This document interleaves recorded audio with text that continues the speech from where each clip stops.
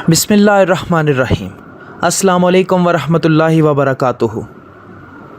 आज हम बात करेंगे पोर्नोग्राफ़ी के बारे में कि पोर्नोग्राफ़ी कैसे हमारे महज़्ज़ब इस्लामी माशरे का हिस्सा बनी और कैसे इसने हमारी नस्लों को तबाह करने का बेड़ा उठाया। पोर्नोग्राफ़ी मौजूदा दौर का एक बहुत बड़ा अज़ाब है। ये वो जहर है जिसका कोई इलाज अब तक दरियाफ़्त नहीं हो सका। लोगों के अंदाज़ और तर्ज़ ज़िंदगी इसकी वजह से हवस की भीड़ चढ़ चुके हैं और नौजवान नस्ल अपने तमाम मौजूदा मकासद और गुज़िश्ता इक़दार को भूलकर इस रूहानी तबाही का शिकार हो चुकी है। इसका तारीख़ी पस मंज़र और बुनियादी मुहर्रिकात आज आपको तफसील से बताए जाएंगे। ये सब जानने के लिए इस वीडियो को आखिर तक ज़रूर देखिएगा और आपसे दरख्वास्त है कि इसे हमारी नौजवान नस्ल तक पहुँचाएँ, पाकिस्तान के कोने कोने में फैलाएं और दुनिया में जहां तक आपके जानने वाले और आपके प्यारे मौजूद हैं उन तक पहुंचाएं, ताकि हम अपने नई नस्लों को, नौजवान नस्लों को इस जहर से बचा सकें। अगर अभी तक आपने हमारा चैनल सब्सक्राइब नहीं किया तो प्लीज़ इसे सब्सक्राइब कर लें और साथ लगे बेल आइकन को प्रेस कर लीजिए ताकि हर नई आने वाली वीडियो की अपडेट आपको मिल सके। ख़वातीन व हज़रात, तारीख़ में पोर्नोग्राफ़ी सबसे पहले सुल्तान सलाहुद्दीन अय्यूबी के दौर में हुई। इसकी बुनियादी वजह और मौजूद सलीबी फ़ौज थी। इस ज़माने के तमाम सलीबी मुसलमान जवानों की अज़मत और बहादुरी से बेइंतहा परेशान थे।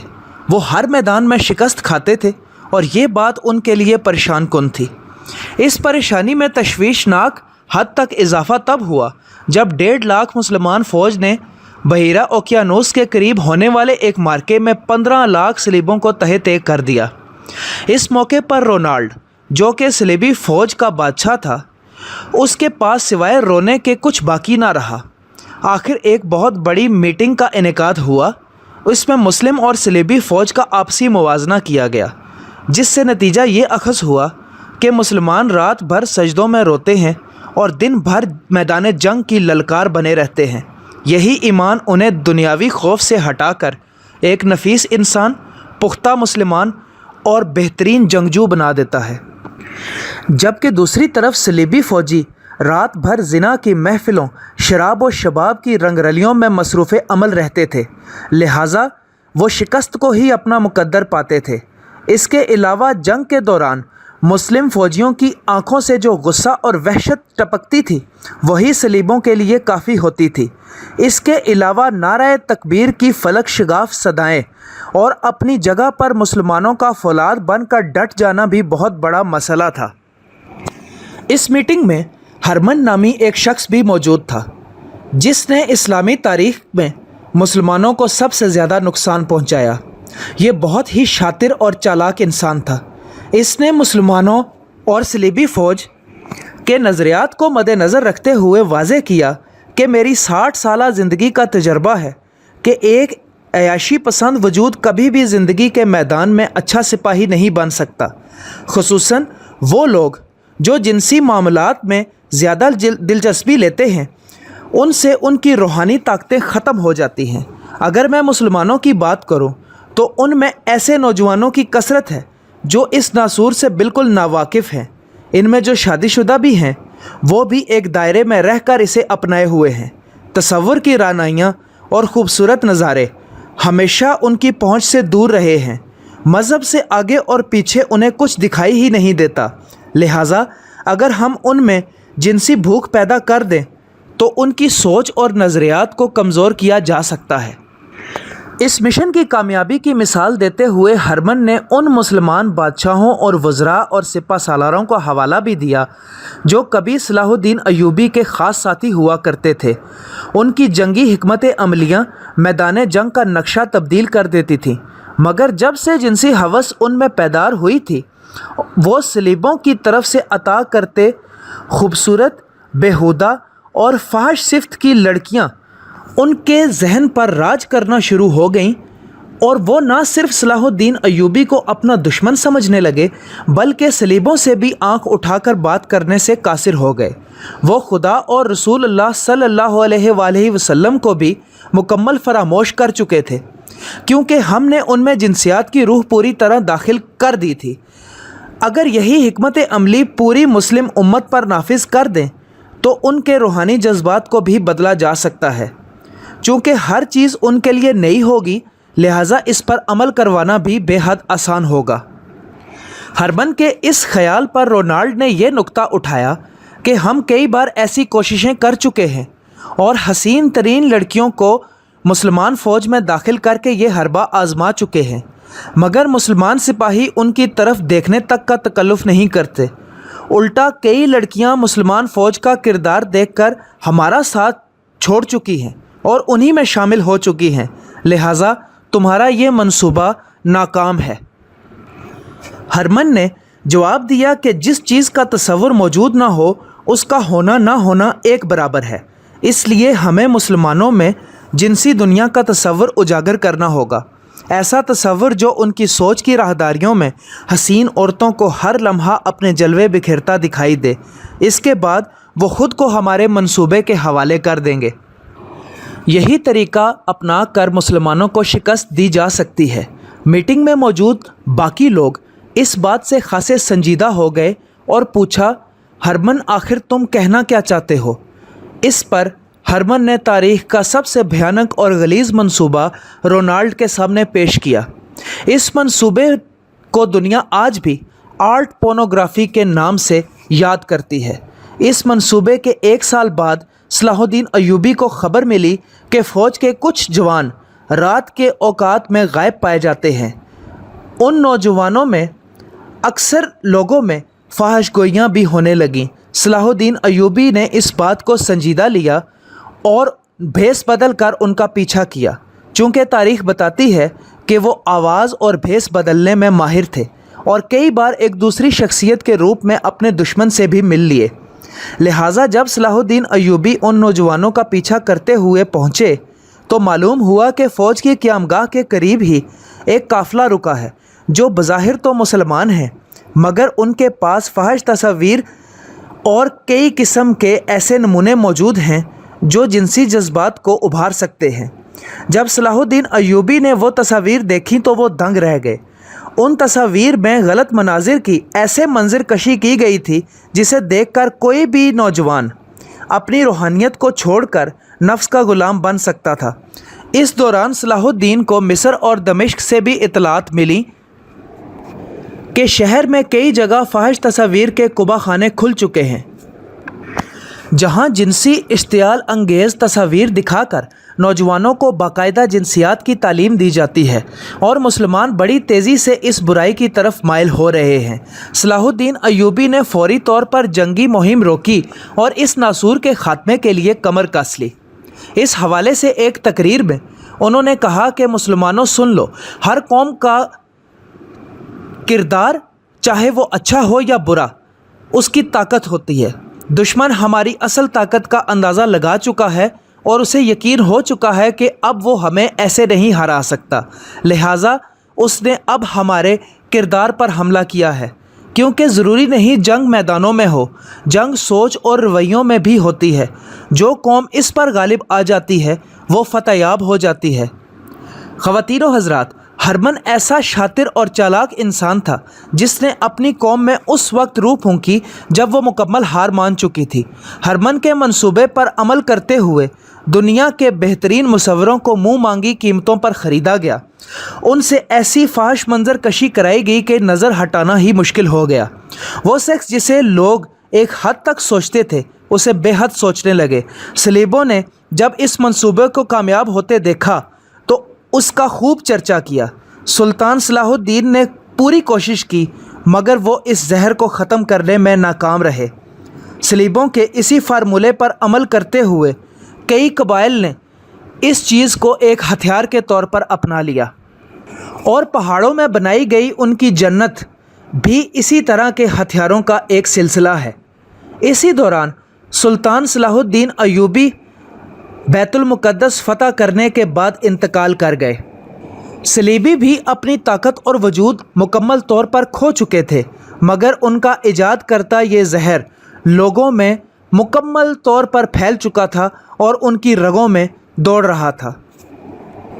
इसके बाद सदियां गुजर गईं, ज़माने के रंग ढंग बदल गए کئی ثقافتیں مٹ گئیں اور کئی تہذیبیں نئی پروان چڑھی، اور اسی دوران آخر کار 18ویں صدی کا سورج طلوع ہوا۔ یہ وہ صدی ہے جب سائنس کے علم میں مقابلے اور جدت کی فضا قائم ہونا شروع ہوئی۔ نئی جدتیں اور نئی منزلیں متعارف ہو رہی تھیں۔ اس صدی میں پورنوگرافی پر ایک نئے طریقے سے کام کا دوبارہ آغاز ہوا۔ اس بار پورنوگرافی کے لیے لکڑی کا استعمال ہوا۔ لکڑی کو اور درختوں کو تراش کر جنسی عضو کی شکل دی گئی۔ فرانس میں ہوئے اس ہنگامے پر لوگوں کا ہجوم لگ گیا۔ لوگ بڑی دلچسپی سے ایسے جنسی سامان اور درختوں پر ہوئی جنسی زیادتی کی تصاویر کو دیکھنے کے لیے جوک در جوک چلے آ رہے تھے۔ اس تمام طریقہ کار سے لوگوں میں جنسی آزاد خیالی بے انتہا پیدا ہو گئی، اور اس طرح سے ایسے کارناموں کی پارکس بنا دی گئیں تاکہ لوگ آئیں اور اپنی فیملیز کے ساتھ ان کو دیکھیں اور سب کے ذہن خراب ہوں۔ خواتین و حضرات، 1839 میں کیمرہ ایجاد ہوا۔ جہاں پر کیمرہ سائنس کی دنیا میں اور میڈیا کی دنیا میں ایک بہت بڑا انقلاب ثابت ہوا، وہیں پر یہ پورنوگرافی کے لیے بھی ایک خاص ہتھیار ثابت ہو گیا، اور 1855 میں اسے پہلی بار اس مقصد کے لیے استعمال کیا گیا۔ لیکن اس وقت کا کیمرہ صرف ایک تصویر بناتا تھا، جس وجہ سے پورنوگرافی کا جن زیادہ بے قابو نہ ہو سکا۔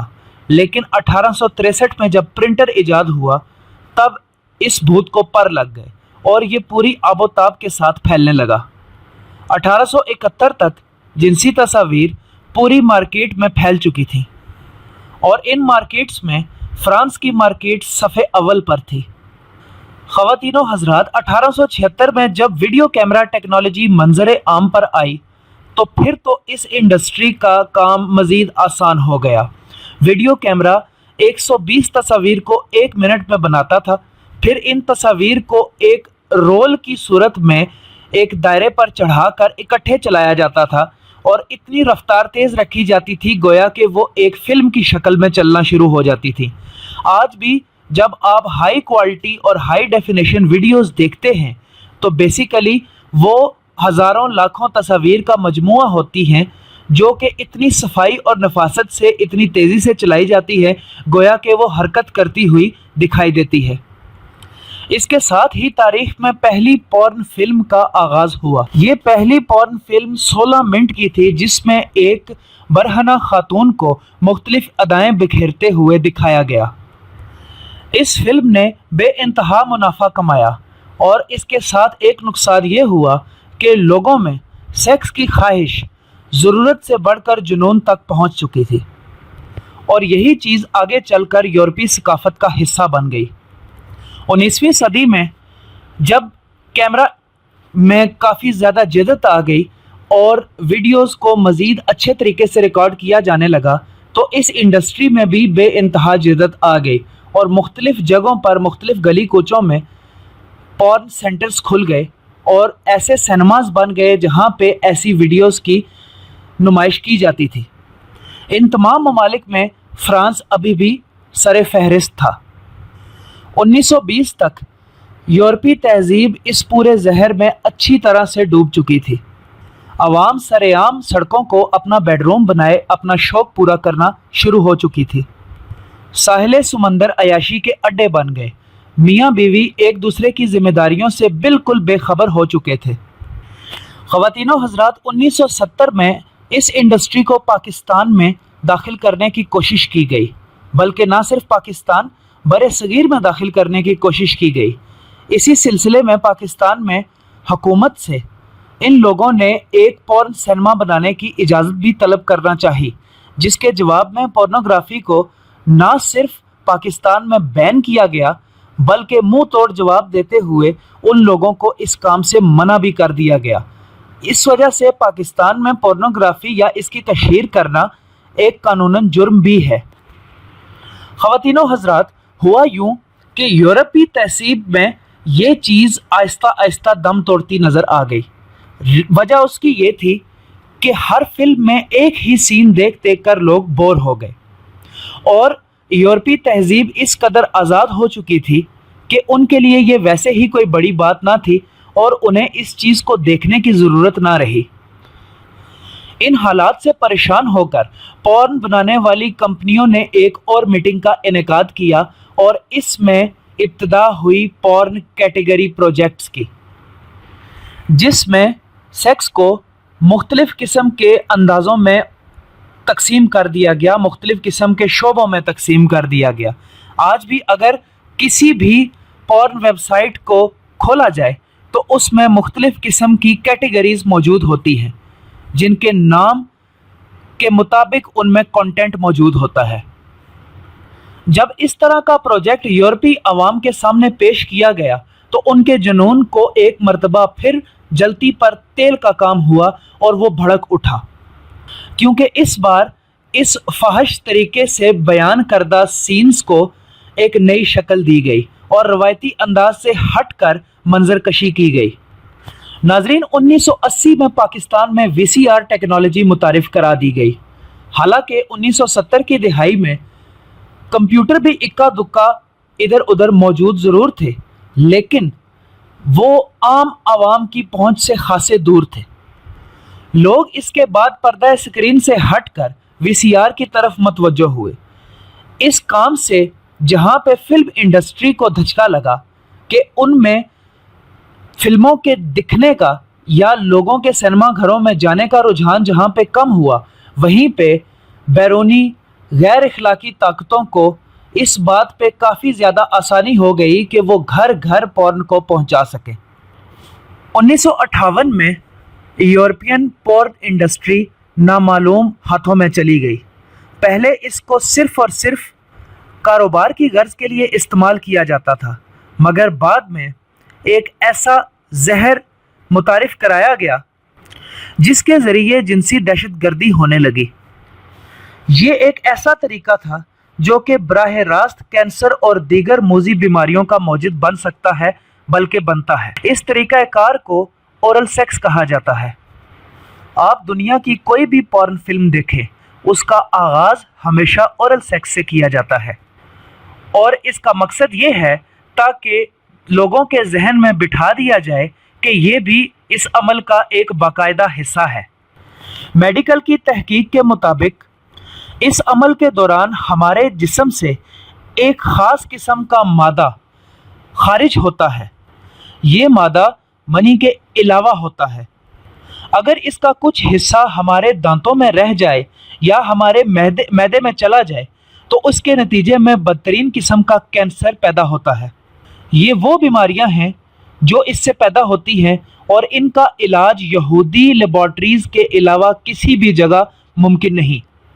ان بیماریوں کی تمام ادویات یہودی کمپنیز اسرائیل میں انتہائی مہنگے داموں فروخت کرتی ہیں، لہٰذا ایسے مریضوں کے چہرے بدل جاتے ہیں اور ایک خوفناک اور اذیت ناک موت ان کا مقدر ہوتی ہے۔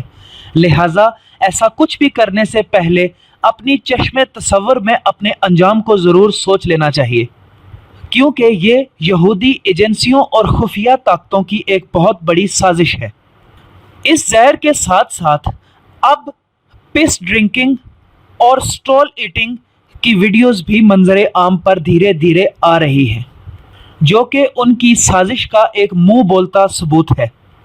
ہمارے علماء کرام کا یہ خیال ہے کہ پورن انڈسٹری کا مقصد صرف مسلمانوں کی تباہی ہے، حالانکہ ایسا نہیں ہے۔ یہودیوں کی یہ سازش دنیا کے تمام مذاہب کے خلاف ہے، کیونکہ تمام دنیا کے مذاہب انتہا پسندی کو فروغ دینے سے منع کرتے ہیں، جبکہ یہودی ان سب کو ایک صف میں کھڑا کر کے ون ورلڈ آرڈر کو یعنی دجالی نظام کو سپورٹ کرنے کی کوشش کرتے ہیں اور اسے اوپر لانے کی کوشش کر رہے ہیں۔ وہ ایک ایسی دنیا کی تلاش میں ہیں جہاں کبھی خدا کا تصور ہی نہ ہو۔ اس مشن کی تفصیلات نہایت دلچسپ ہیں اور دلچسپ ہونے کے ساتھ ساتھ چشم کشا بھی ہیں۔ محض مختصر طریقے سے بیان کیا جا سکتا ہے کہ پوری دنیا پر یہودی راج مسلط کرنے کے لیے ہر قسم کا گھنونا ہتھ کنڈا اپنایا جا رہا ہے۔ لوگوں کو ہر طرف سے جنسی सियासी और रूहानी तरीके से तबाह करने के नित नए ढोंग रचाए जा रहे हैं। ख़वातीनो हज़रात, इसी असना में 21वीं सदी का सूरज तलू होता है। हमारे एशिया में अभी तक धुंधली वीडियोस का दौर ख़त्म ना हुआ था, जबकि यूरोप HD और हाई डेफिनेशन पे वीडियोस और तस्वीर बनाने लगा। हमारी सकाफ़त उनकी सकाफ़त से 100 साल पीछे है।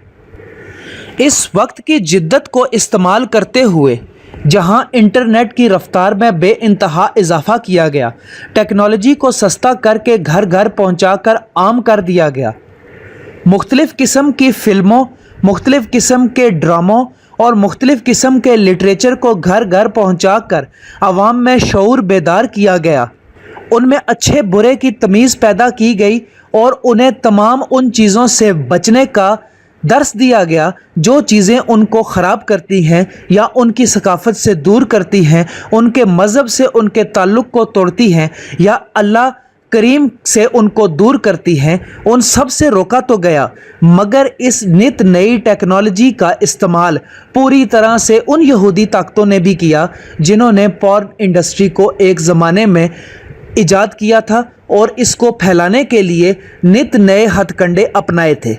अब घर घर पहुंचाना उनके लिए कोई बड़ी बात ना रहा था, क्योंकि इंटरनेट एक एक घर में मौजूद है। अगर हुकूमत उस चीज़ को बैन भी करती थी, फिर भी मुख्तलिफ़ किस्म के मार्केट में VPN या प्रॉक्सी की चीज़ें मौजूद थी, जिसके इस्तेमाल से किसी भी मुल्क के लिए ये मुमकिन ना रहा कि वो इस जहर को रोक सके। अब हमारे पास अपनी नौजवान नस्लों को बचाने के लिए सिर्फ एक ताकत रह गई और वो है काउंसलिंग की ताकत। ये एक ऐसा हरबा है कि जिससे अगर आप ज़ुबान की मिठास इस्तेमाल करते हुए अपनी नौजवान नस्लों को और कमसिन बच्चों को या लड़कपन में ख़राब होते हुए लड़कों को, लड़कियों को उनकी गुज़िश्ता अक़दार और यहूदियों की इब्तदाई साजिशों से लेकर आजकल के जदीद तरीके से जिस तरह से वो हम पर हमला आवर हो रहे हैं, इन सब अमलियात से अगर हम उन्हें रोशनास कराएं, उन्हें समझाएं, उन्हें अच्छाई और बुराई का रास्ता बताएं, तो उम्मीद नहीं, यकीन रखना चाहिए कि हमारी इस्लामी इक़दार इतनी खूबसूरत है कि वो कभी भी इनसे हट नहीं सकते, बल्कि आखिर में इसी पर अमल पैरा होकर इस यहूदी साजिश को नाकाम बनाएंगे और इस जहर पर लानत भेजेंगे। मैं उम्मीद करता हूँ कि मेरे समेत आप सब लोग अपनी ज़ाती ज़िम्मेदारी समझेंगे कि ना सिर्फ ख़ुद को ऐसी साजिशों और यहूदियों के हथकंडों से बचाना है, बल्कि जो भी हमारे इर्द गिर्द हमारे अपने बहन भाई बेटे बेटियां मौजूद हैं, उनको भी इससे रोशनास कराना है ताकि वो इस जहर से बच सकें। अल्लाह मुझे और आप सबको अमल की तौफीक अता फ़रमाए। शुक्रिया।